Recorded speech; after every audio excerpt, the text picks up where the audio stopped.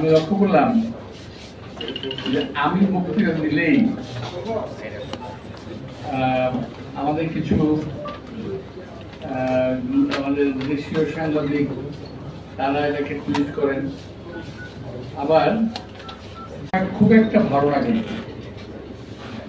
আমরা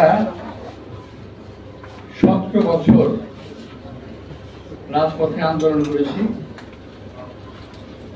এই 17 বছরে বিএনপি প্রায় 5000 কর্মী নিহত হয়েছে, 5000-এর উপরে কর্মী গুম হয়েছে। আমরা মানে আমাদের মতো লোক সহ, আমার বয়স তো এখন 75, আমাদের মতো লোক সহ আমার সামনে আমার যে কর্মী ভাইরা আছেন এদেরকে সহ আমাদেরকে জেল খাটতে হয়েছে সময়ে, বছরের পর বছর, মাসের পর মাস। সর্বোপরি আমাদের নেত্রী, দেশনেত্রী বেগম খালেদা জিয়া, আল্লাহ তাকে হাত দরাজ করুন, উনি মৃত্যুর সঙ্গে পাঞ্জাবে, আমি বলবো না, বলবো যে আল্লাহ রাসূলের রহমতে এখনো আমাদের মাথার তাজ হয়ে বেঁচে আছেন। আল্লাহ তাকে দীর্ঘায়ু দান করুন। আমাদের নেতা তারেক রহমান আজকে দীর্ঘদিন নির্বাসনে আছেন। উনি কিন্তু লন্ডনে বেড়াতে যান নাই, এই কথা আপনার নিশ্চয়ই মনে আছে। সাংবাদিক ভাই যারা ছোট ছিলেন, এত বছরে তো অনেক সময় পার হয়ে গেছে, উনি কিন্তু লন্ডনে প্লেজার ট্রিপে যান নাই, বেড়াতেও যান নাই। উনি লন্ডনে গিয়েছিলেন জেলবন্দি অবস্থায় চিকিৎসার জন্য। সুস্থ একটা মানুষ তারেক রহমান, যার সঙ্গে আমরা জেল খেটেছি। এই চকবাজার জেলে আমরা একসঙ্গে ছিলাম। আমাদের অ্যাক্টিং চেয়ারম্যান, বর্তমান অ্যাক্টিং চেয়ারম্যান তারেক রহমান সাহেব, উনি হসপিটালে ছিলেন।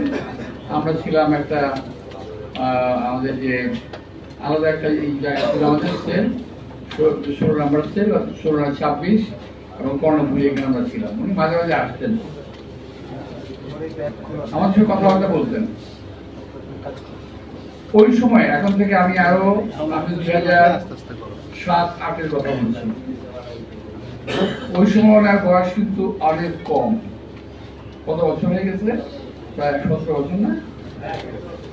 এখন আজকে আমাদের একটি চেয়ারম্যানের বয়স থেকে যদি 17 বছর বাদ দেন, উনি নেহায় অল্প বয়সের 40 কোটি একজন যুবক ছিলেন। আমার সঙ্গে কথা বলতেন তারেক রহমান সাহেব, আমাদের সঙ্গে কথা বলতেন, ঘন্টা খানেক আড্ডা মারতেন, কথা বলতেন। এবং আমি কখনো তার মুখে শুনি নাই যে আমরা কবে জেল থেকে বের হব। আমরা পড়তাম, আমি, আমার পিন্টু, তারপরে টুকু, সবার অনেক নেতা আমরা ছিলাম। আমরা প্রায় মন খারাপ থাকতো, কবে জেল থেকে বেরোবো, আমরা কি বেরোতে পারবো, কিন্তু কবে জেল থেকে বেরোবো। কিন্তু তিনি কিন্তু কখনোই আলোচনায় আমরা জেল থেকে কবে বেরোবে কথা বলেনি।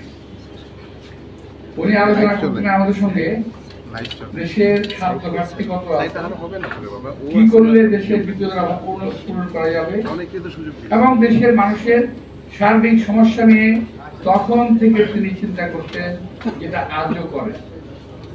আমি গতকাল একটা বক্তব্য শুনেছি আমাদের কোনো একটা প্রোগ্রামে, সেখানে আমি দেখলাম যে উনি স্বাস্থ্য, শিক্ষা, চিকিৎসার উপরে জোর দিয়ে কথা বলছেন, অর্থাৎ দেশ নিয়ে ভাবেন তারেক রহমান। এই তারেক রহমান সাহেবকে একদিন দেখলাম আমাদের চোখের সামনে থেকেই নিয়ে যাওয়া হলো সুস্থ অবস্থায়, এবং পঙ্গু অবস্থায় জেলে ফেরত নিয়ে আসে। কি ভয়ঙ্কর একটা চিত্র আমরা দেখলাম সেদিন। আমরা পরে জানলাম তাকে উপর থেকে ফেলে দেওয়া হয়েছিল। তারপর কি জানি বলে, কি একটা চেয়ার খুলে, যেটা অনেক স্পিনিং চেয়ার, এই স্পিনিং চেয়ারে তাকে বসিয়ে স্পিন করা হয়েছে, এবং তাকে হত্যা করার কিংবা পঙ্গু করার এমন কোন প্রচেষ্টা নাই যেটা ওই সরকার তখন করে নাই, সবই করেছে তারেক রহমানকে শেষ করার জন্য। আল্লাহর অশেষ রহমতে অ্যাক্টিং চেয়ারম্যান হিসাবে আজকে আমাদের দলের দায়িত্ব পালন করছেন। আমি বলবো যে আমরা এখন থেকে 20 বছর আগে যা দেখেছি, 20 বছর আজকে দেখছি অনেক তফাৎ।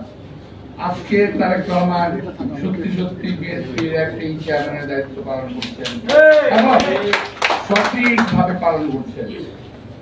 যারা এক সময় তারেক রহমানকে পছন্দ করতেন না, তারাও আজকে বলতে বাধ্য হচ্ছেন যে তারেক রহমানের ভিতরে ম্যাচুরিটি এসেছে।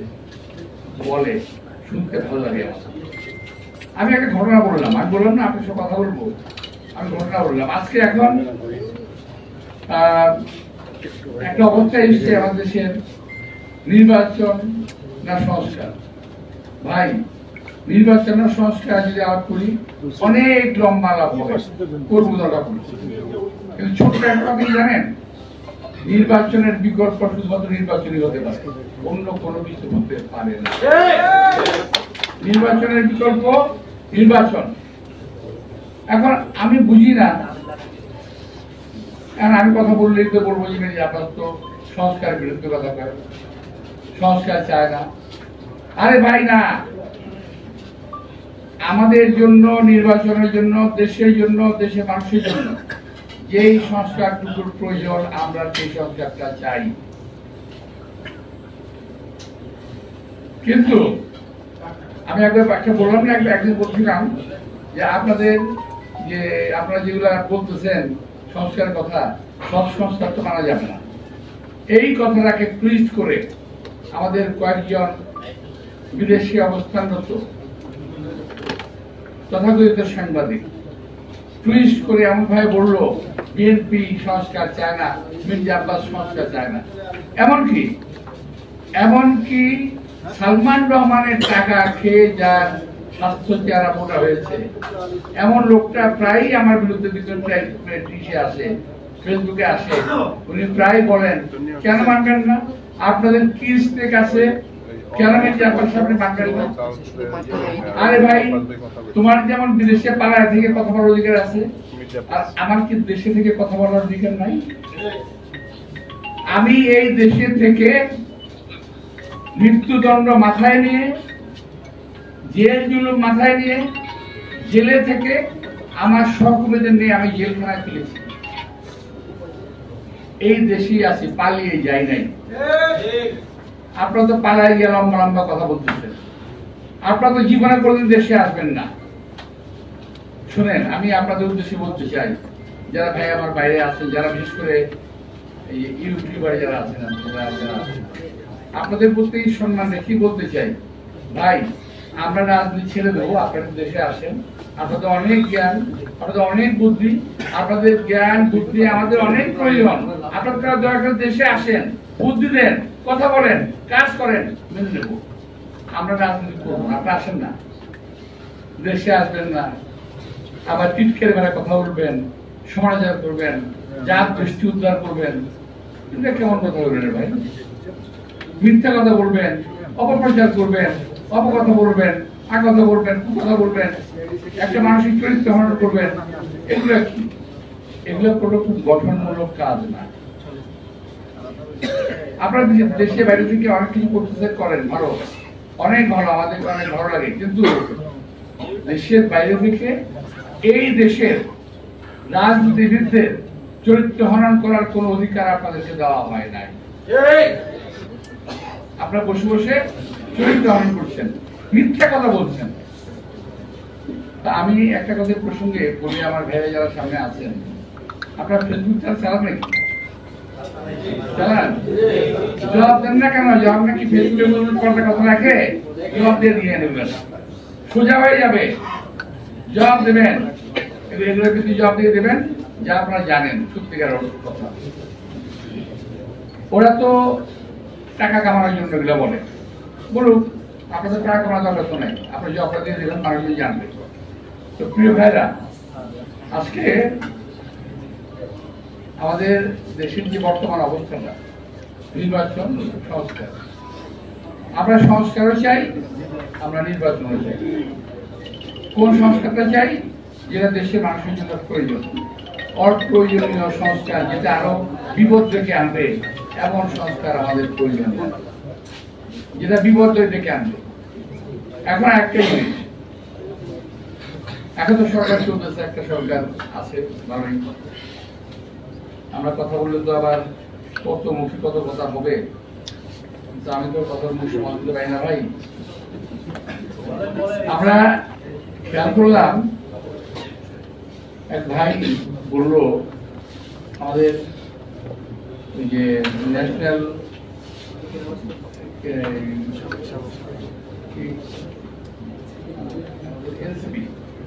এনসিপির এক ভাই তো না ছেলে, আমি দুঃখিত, ওই বয়সে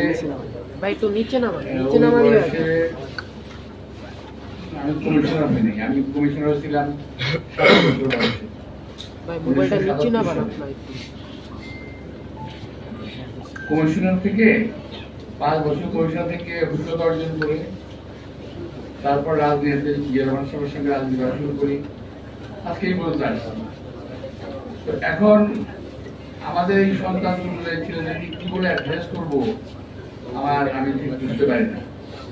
এদেরকে আমি চিনি, সবাইকে আমি চিনি, ভালো ছেলে,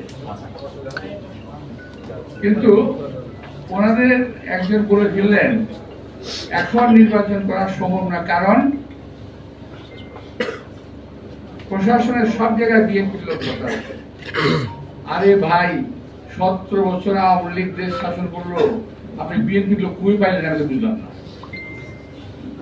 17 বছরে বিএনপির লোক মহিলা ভূত হয়ে গেছে, একটাও নাই। এখন আপনারা বলেন বিএনপির লোক প্রশাসনে বসে রয়েছে। এই সমস্ত কথাবার্তা নেহায়তি বাচ্চাদের কথা মতো বলতে, বাচ্চা যখন কথা বলে আমি খাবো না, কেন খাবো না, খাবো না, আমি নির্বাচনে যাবো না, কেন যাবো না, যাবো না, বিএনপি বসে রয়েছে। আর ভাই বিএনপি কোথাও নাই। যদি এই দেশকে আপনারা বাঁচাতে চান, আপনারা দাবি করেন যে আপনারাই এই দেশকে মুক্ত করেছেন, সে প্রসঙ্গে আমি পরে আসবো। তা যদি হয়, আরেকবার দেশটা মুক্ত করেন না, দেশের প্রশাসনের বিভিন্ন প্রতিষ্ঠানের সচিবালয়ের ভিতরে এই দেশে যে শত্রুগুলো বসে আছে, আওয়ামী লীগের দালালরা বসে আছে, তাদেরকে কেন আপনারা বের করেন না? আমি যদি বলি যে তাদের কাছ থেকে আপনারা অবৈধ সুবিধা পাচ্ছেন, এই কারণে বলেন না? আমরা তো অনেক কথা বলেছি, আমরা তো অনেক কথা বলি যে এই আওয়ামী দোসর, আওয়ামী দালাল যারা পুলিশে আছে, যারা বিভিন্ন প্রতিষ্ঠানে আছে, যারা সচিবালয়ের ভিতরে আছে, যারা প্রশাসনে আছে, তাদের সবাইকে চিহ্নিত করে সাজার আওতায় আনতে হবে, কারণ তারা 17 বছর আওয়ামী লীগকে সাহায্য করেছে ক্ষমতা থাকার জন্য। এরা কেউ বিচারের বাইরে যেতে পারবে না। আর একটা কথা, ইদানিং একটা গ্রুপ চালু করছে, খুব চালু, আমি যারা নাকি ফেসবুক আপনারা দেখেন এবং এখন কাজ করেন তাদের বলছি যে এখানে প্রতিবাদ করবেন। তারা বলার চেষ্টা করছে কি জানেন, বিএনপি আওয়ামী লীগকে পুনর্বাসিত করার চেষ্টা করতেছে।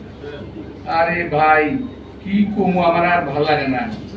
দেখুন, আরে ভাই 17টা বছর এদের যন্ত্রণায় পাগল হয়ে গেছি, পরিবার পরিজন সহ অশান্তিতে ভুগেছি, অসুস্থ হয়ে পড়েছি, অকালে বৃদ্ধ হয়ে গেছি, অনেক পরিবার ধ্বংস হয়ে গেছে বিএনপির এই আওয়ামী লীগের অত্যাচারে।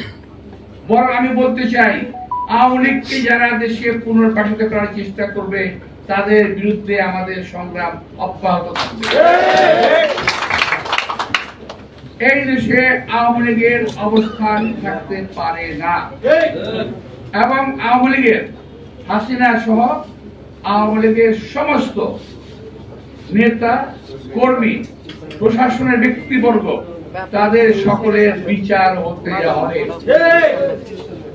এখন কথা হলো, আমার অনেক ভাই বলেন, আমাদের অনেক সন্তানরা বলেন যে আগে বিচার করতে হবে, পরে নির্বাচন হবে। কেন ভাই? আপনারা তো আমাদের চেয়ে বেশি অত্যাচারিত না। যদি বলেন 5ই আগস্টের কথা যদি বলেন, আরে ভাই 5ই আগস্টে এখন তো বলতে গেলে তো আবার ভালো লাগবে না, আচ্ছা বলতে চাই না। 5ই আগস্টের আগে 14 আগস্ট 5ই আগস্ট আমাদের মনে আছে না? আমি তো নিজে রাজপথে ছিলাম ভাই, আমি নিজে কাকরাইলের মোড়ে ছিলাম, টিয়ার সেলের মুখে ছিলাম, তো হেলিকপ্টার উপর দিয়ে ঘুরতেছে ছিলাম, তো ওখানে আমি নিজে ছিলাম। তো এখন আমাদের 462 জন ছেলে 462 জন ছেলে মারা গেল, 30,000-এর মতো আহত হলো, আমাদের কোনো অবদান নাই। আরে ভাই অনেকে বলে, আমার কথা এটা কিন্তু আমার কথা না, অনেকে বলে যে আপনারা তো সারেন্ডার করে ঘরে লেগেছিলেন, যদি প্রাইভেট বিশ্ববিদ্যালয়ের ছেলেরা না বেরোতো, যদি ইসলামী ছাত্র শিবির কিংবা বিএনপি না বেরোতো, যদি ছাত্রদল না বেরোতো, তাহলে কি অবস্থা দাঁড়াতো? সুতরাং কৃতিত্বের দাবিদার একা হওয়ার চেষ্টা করেন না, হতে হবে দলের এবং দেশের। কিভাবে দেশে হতে হবে? আমার দেশটা এখন একটা খুব খারাপ অবস্থায় আছে। আমাদের দেশের জনগণের, জাতির, দলের প্রত্যেকটা মানুষের ঐক্যবদ্ধ হওয়ার প্রয়োজন রয়েছে। যদি বাংলাদেশের জনগণকে বিভক্ত করা যায়, এই দেশকে আবারও ভারতীয় আধিপত্যবাদের হাতে চলে যেতে হবে। সুতরাং যে দলই হোক, বিএনপি, জামাত সহ অন্যান্য যত দল, এনসিপি সহ যত দল আছে, মতবিরোধ থাকতেই পারে,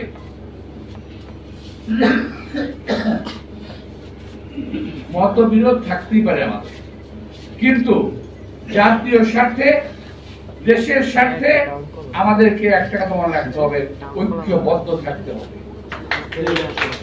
যদি জাতি, বাঙালি জাতি, বাংলাদেশী জনগণের একটাই কিন্তু শক্তি, আমাদের খুব শক্তি নেই, আমাদের অনেক অস্ত্র নাই, আমাদের অনেক কিছু নাই, কিন্তু একটা জিনিস আছে, সেটা হলো ঐক্য, যেটা আমরা জুলাই আগস্টে প্রমাণ করেছি। জাতীয় ঐক্য এই দেশ থেকে স্বৈরাচারকে বিদায় করতে পেরেছি আমরা। আরেকবার ঐক্য হয়েছিল আমাদের তখন 1971 সালে যুদ্ধের সময়, পুরো জাতি, কিছু লোক ছাড়া পুরো জাতি ঐক্যবদ্ধ হয়েছিল। এখনো এই দেশের স্বাধীনতা, সার্বভৌমত্ব রক্ষা করার জন্য আমাদের যেমন ঐক্য থাকতে হবে, তেমনি আমাদের বিপরীত শক্তি আমাদের করার জন্য চেষ্টা করছে, সেদিকে আমাদের খেয়াল রাখতে হবে। প্রিয় ভাইরা, আমি আবার ওই জায়গায় যাব, ওই যে সোশ্যাল মিডিয়া, এটা হলো যে কাজ কি জানেন, শুধুমাত্র দেশের ভিতরে একটা অস্থিতিশীল অবস্থা, পরিস্থিতি তৈরি করে রাখে, যে কোনো অবস্থাতেই এদের কাছ থেকে সাবধান রাখবেন এবং জবাব দিবেন। জাতি এবং বিবেক এখনো অন্ধ হয়ে যায় না, দু একজন লোকের কথায় সব শেষ হয়ে যায় না, শেষ হয়ে যাবে না। তো প্রিয় ভাইয়েরা, আজকে আমাদের যে নির্বাচন ব্যবস্থা, এটা কিন্তু ধসে পড়া, এটাকে আজকে ডক্টর ইউনূস সাহেব ঠিক করার চেষ্টা করেছেন, ঠিক করছেন, নির্বাচন হবে, কিন্তু নির্বাচন নিয়ে কোন রকম ধোঁয়াশা সৃষ্টি করা যাবে না। যদিও এখন কিন্তু নির্বাচন নিয়ে একটা ধোঁয়াশা সৃষ্টি হচ্ছে। আমি আমার দিক থেকে বলতে পারি, আমার দিক থেকে আমার যে পলিটিক্যাল, আমার যে অভিজ্ঞতা অ্যানালিসিস, এটা কিন্তু ভাই সাংবাদিক ভাই, আমি আবারও বলি, এটা আমার কথা, আমার দলের কথাও না, অন্য কারোর কথাও না। যা অবস্থা আমি দেখতে পাচ্ছি, আমি বলেছিলাম যে আপনাদের সব কথা মানা যাবে না। আচ্ছা বলেন তো, সবাই কি সব কথা মানছে? এই যে আলোচনা এই হচ্ছে এখন দিন যাবো, সবাই কি মানছে? কেউ 10টা মানছে, কেউ 5টা মানছে, কেউ 15টা মানছে, এবং কারেকশন হচ্ছে। আর আমি তো এই কথাটা 1 মাস আগে বলছি, 2 মাস আগে বলছি, যে আপনার বলবেন সেটা কারেকশন করবো। কারেকশন হচ্ছে এখন কথা বলেন না কেন, লম্বা লম্বা কথা বলতেছেন, যা বলি ঠিক বলি। এখনো বলছি যে এখন যে প্রক্রিয়া হচ্ছে, আমি ডাক্তার প্রফেসর ইউনূস সাহেবকে শ্রদ্ধা জানিয়ে কথা বলতে চাই। এই কয়েকদিন আগে একটা লোক নিয়ে উঠেছে, কি নাম, এই কয়েকদিন আগে সুফিউর রকম একজন লোক নিয়ে উঠেছে। তো এটা তো আওয়ামী লীগের প্রোডাক্ট, আরো আওয়ামী লীগের প্রোডাক্ট কিন্তু আপনি জানেন আছে। আপনি একটু করে ওদের কাছ থেকে সাবধান থেকে, ওরা কিন্তু আপনাকে ডিটেল করে ফেলবে। আমি আবারও বলছি, সচিবালয়ে 4 জন, নাম বলবো না আমি, সচিবালয়ের বাইরে 1 জন, আমি নাম বলছি না, সচিব মর্যাদায়, উনি সচিব ছিলেন, এরা 5 জন, এবং আপনার উপদেষ্টা পরিষদের কিছু লোক আপনারা কিন্তু সঠিক রাস্তায় চলতে দেবে না। আপনার সারা জীবনের অর্জন, আপনি নোবেল লরিয়েট, সারা বিশ্বের মানুষ আপনাকে শ্রদ্ধা করে, আপনার সারা জীবনের অর্জন তৈরি শেষ করে দেবে। এই কথা শুধু আপনারা বলতে চাই। আমরা আপনার সম্মান রক্ষা করে দেশটাকে সুন্দর করতে চাই। এই দেশ সুন্দর হবে, আপনি সফল হবেন, এই দেশটা ভালো হবে। আপনার সফলতা আমরা চাই। আপনার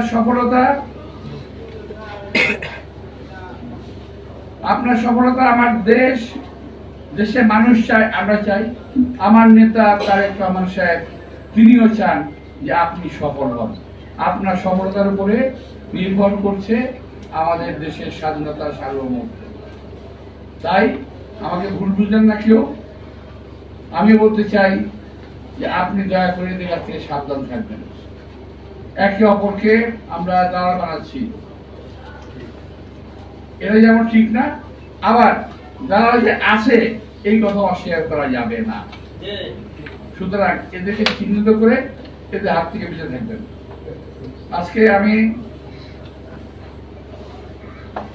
জনগণের প্রত্যাশা অনুযায়ী এই নির্বাচন কমিশন নির্বাচন দেবেন, এবং ডক্টর ইউনূস সাহেব বলেছেন ডিসেম্বর না হোক জুনে হবে। এই কথাটাই আমাকে একটা বিব্রতর অবস্থা ফেলে দিয়েছে। একবার বললেন ডিসেম্বর, আবার বললেন জুন।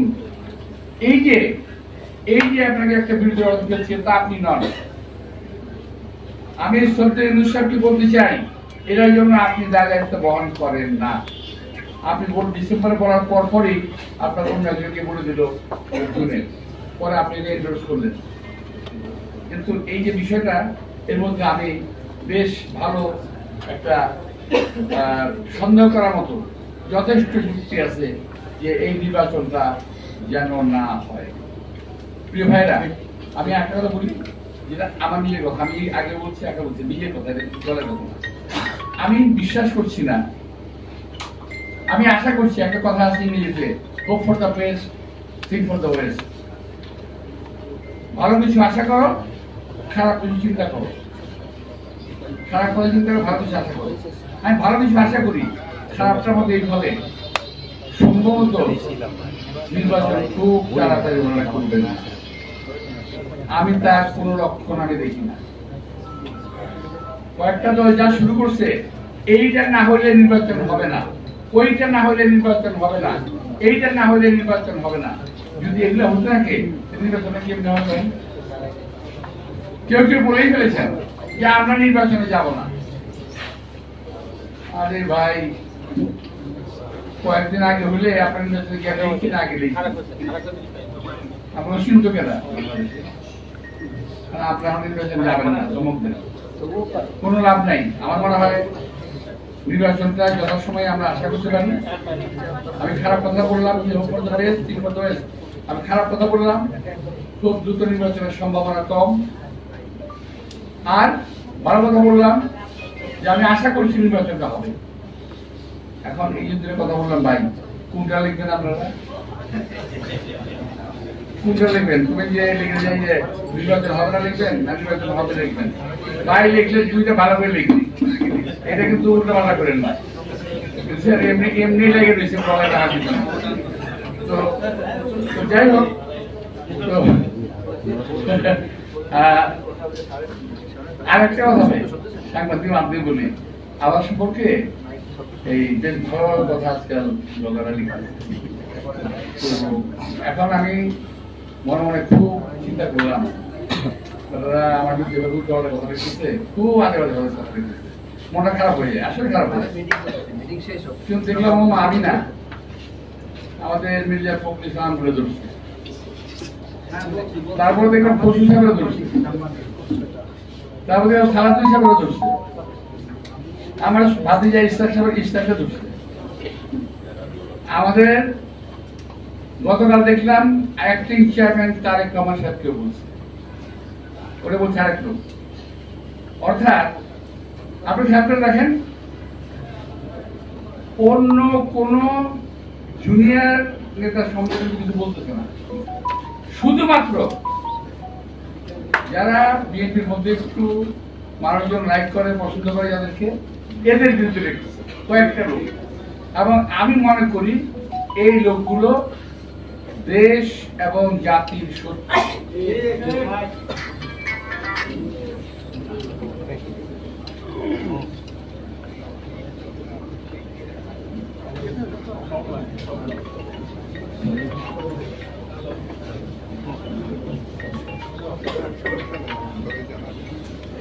দাবি দেওয়া বন্ধ করছে, স্থানীয় সরকার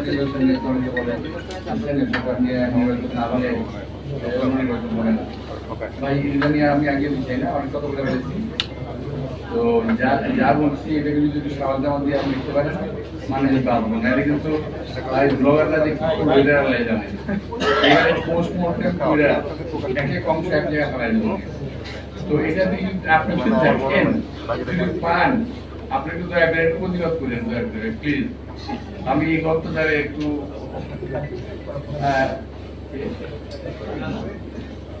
আমি একটু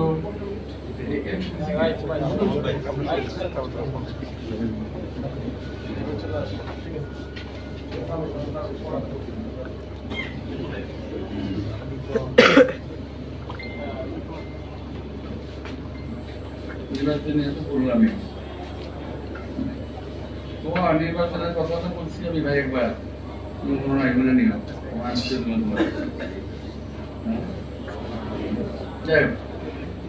তো এখন আরেকটা বিষয় হলো কি, অবিভক্ত ঢাকার মেয়র ছিলাম না এক সময় আমি। তো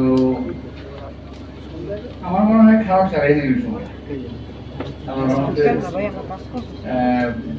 মানে এখন যে আপনাদের শুনলে যে কামান দিয়া মশা মারতেছে, আচ্ছা ধরেন কামান গুলি না থাকতে এখন কি হতো? এই কামান কিন্তু আমি আনছিলাম ইম্পোর্ট করে শিবা গেগি এবং রোল্যান্ড কোম্পানি থেকে, আমি আনছিলাম 50টা প্রথম। এদের খবর কি জানতো না। তো অবিভক্ত ঢাকার মেয়র ছিলাম আল্লাহর রহমতে, এটা অত্যন্ত গর্বের বিষয়। ওই ঢাকাকে 2টা ভাগ করলাম এবং এটা আমার মনে হয়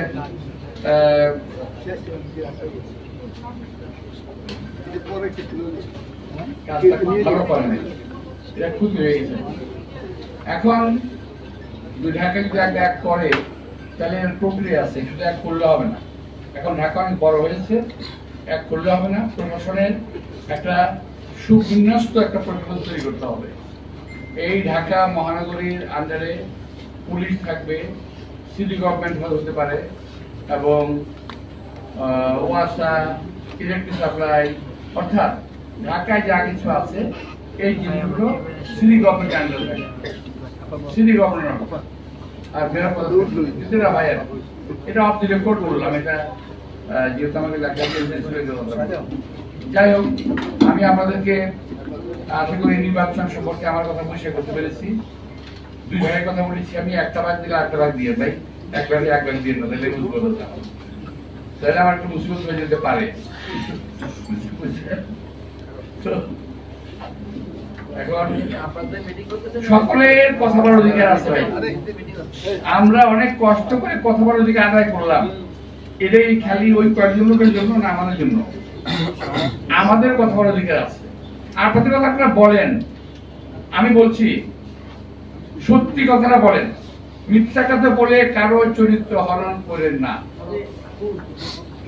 যেটা সত্যি সেটাই বলেন, আপত্তি কিছু নাই। কিন্তু মিথ্যা কথা বলে কিছু কিছু লোক আছে বিশ্বাসযোগ্য মিথ্যা কথা বলতে পারে। এই বাংলা শুনছেন?